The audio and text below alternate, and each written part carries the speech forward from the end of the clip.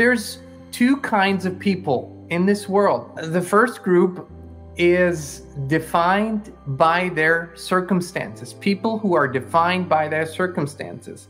The second group of people defines their circumstances. So one word makes all the difference. We are at this crossroads in the history of mankind. We're at this pivotal moment. And what we see is people who make certain decisions and choices right now, they thrive beyond their wildest dreams, even though chaos is around us, even though politics seems to be in the worst place it could be, even though we've gone through 2.5 years of this huge paradigm shift. We see the economy, we see inflation, we see the systemic breakdown. But what is really important for us all to understand is that we still at no point ever see ourselves as victims. Society teaches us to be victims. It says, oh, poor you because you grew up like this, or poor you because you experienced this, and poor you because you don't have this. That's why you are entitled to victimhood.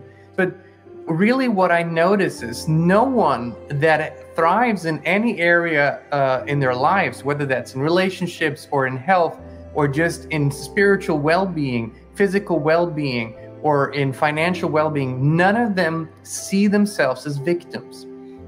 It's one of the first things that when people come to us that we actually really truly discuss is, are you willing and ready to take full responsibility for your life, for your actions, for the outcomes, for your circumstances? And I understand there's a lot of buts here. You could throw out all these buts that say, but I'm on a fixed income, but I was a victim of abuse, but I can't do this because. The truth is, if you want to, you can come up with all the buts in the world and you will find a reason to justify why you're right. And again, if you believe you can or you believe you cannot, you're always right, because whatever you believe is going to define your thought processes, your belief systems, of course, and it's going to bring out in your life what you believe. People really get what they expect. Here's what I believe about you. I believe you have some talents and strengths and capabilities that only you can give to the world in the way you can give them to the world. I believe you have a unique purpose. I believe you and the creator, the prime creator, source energy, whatever you want to call it, God, you and God, the creator, have co-created your unique purposes for this lifetime. You came here for a specific reason. And I believe that you believe that on one level, but sometimes or often on other levels you don't. And here's what I want to say to you right now. The day you decide that you are not going to be a victim anymore, but a co-creator, no matter your circumstances, if you look into the world, there are examples of people who have overcome any and all obstacles and live a beautiful, fulfilled life. It does not mean that beautiful and fulfilled looks the same for everyone.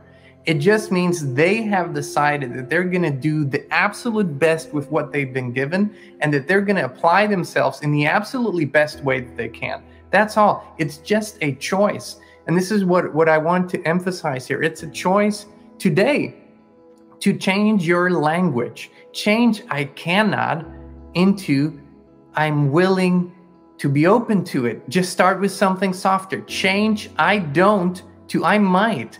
Change "I will not" to "I will." Begin changing your language and see how your circumstances begin to change. And the truth is, all the people that we personally know who are thriving in wonderful ways today, who are having great relationships, who are actually financially completely independent, and who are helping others, because that's really what all of them have in common. They all share that they have come from absolute rock bottom, if you will, having lost everything or not having even had anything, and they simply made a choice. They made the choice that they will not be defined by their circumstances. They will eventually define their circumstances. And that means that they're actually not willing to accept less in their lives than they can have. The victim mentality is something that's so engraved into our society, and it is for a reason. For those who want to control us, they want us to feel like victims. Victims are powerless. Victims don't have a lot of energy. Victims don't see any potential positive future. Victims are simply, reacting to what is going on, and this is what this nefarious power group, want us to be. The moment you make a different decision, your life begins to change. The bigger your decision, the bigger your impact. So what are you going to do with that? What is it that matters to you today? What do you think? Where can you create little changes today? I want to start with something that everyone can do. Change your rituals. How do you begin your day? Every morning. This morning when I got up, I went outside. I sat outside on the bench in front of our house, and I started taking deep breaths, and my first and foremost intention was to connect with this beautiful day, to give thanks, to show my gratitude, to express it, feel it, experience it, connect with the Creator, and thank the Creator for expressing Himself through me all day today. Just give thanks, and it's kind of a blessing of your day. Well, that changes everything. If you start your day by pulling out your phone and scrolling through the bad news, well, you set yourself up for a miserable day. So after that, when you're actually in this beautiful space, you move your body, you do some things that feel really good for your body. Drink a glass of water, breathe deeply, maybe journal for a little while. Set aside this first 30, 40, 50 minutes, maybe even an hour of your day. It's really you. It all comes down to you. You are the defining factor in your life. And while this sounds, and in the beginning, it sounds overwhelming, it sounds like, how could it be me? Well, it is you and the Creator. It's always you and God.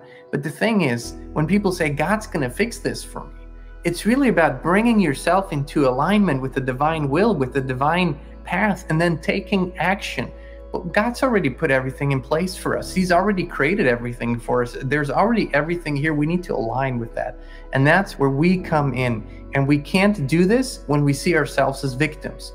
Today, actually, believe it or not, in the circumstances we find ourselves in as humanity in this world, it is the best possible time to do this because we're in such a transformation. And we're also in a time of crisis or stagflation, economically speaking. And there's two ways people approach this always. There's one group of people, the ones who are defined by their circumstances, and they're the ones who pull all their energy back, pull all their expenses back, make themselves small and visible, and try to kind of survive through this.